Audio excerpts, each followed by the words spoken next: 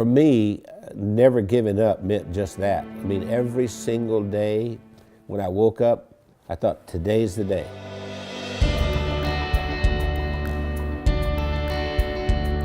I was the second son in a sharecropper's family, and a sharecropper means that you don't own anything. I mean, you work for someone else who's the landowner.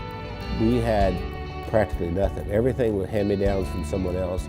I didn't have shoes, and to this day my toes are all grown under because I didn't have shoes.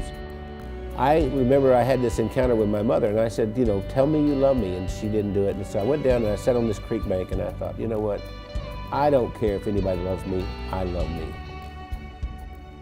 I made a list of goals that I wanted to accomplish, and they were laughable because I didn't even have 2 nickels to rub together, but my first goal was I was going to be a millionaire by the time I was 35.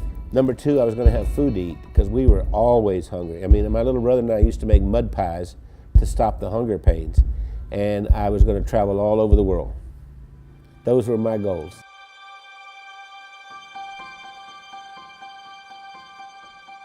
I've learned everything from working with Randy. I didn't know anything about business. I started out, before I met Randy, I was a teacher, a mathematics teacher. Well, I think we have a very good balance. Randy's really good in sales and telling the story and explaining why people need to have whatever it is that he's selling. And then he comes to me and says, Wendy, can we make it do this? And I have to get it done. We started working together, and we were together all the time doing things, and that we just, you know, couldn't be without each other. Yeah, once she got exposed to me, it was downhill from there. I mean, she could not last a day without me. That's probably true. What did you do to her? That's what the COO does here.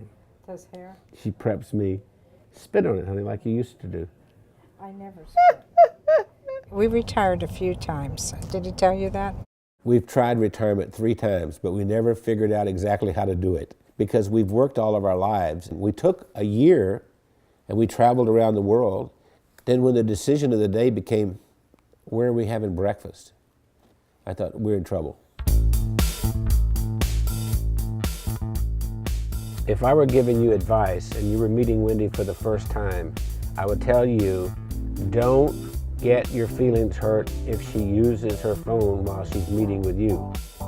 Hey, Kim. Hey, Chris. Okay. I'll see you in the morning. All right. Bye.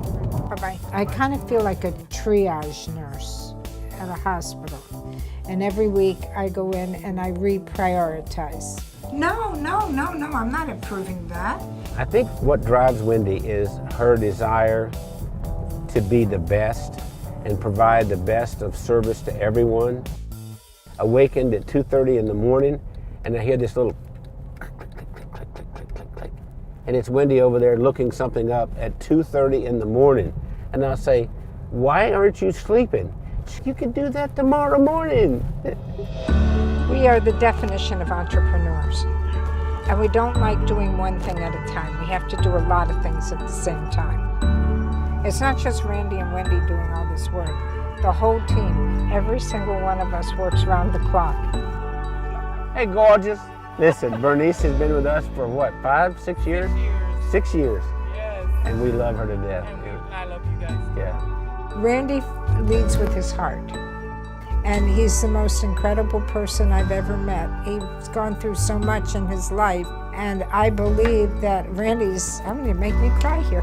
Randy has made the difference in my life. What's important is, what do I contribute in this day to make the world a better place? I know that sounds corny, but that's really what it is. My daddy used to say, we leave here with empty pockets. The other thing my dad said is that when you leave, you'll be accountable for 2 things. 1, how did you treat Mother Earth? And 2, how did you treat the people on Earth? I feel that I have found joy and that I've given joy, and I think there's a lot more joy that we can give.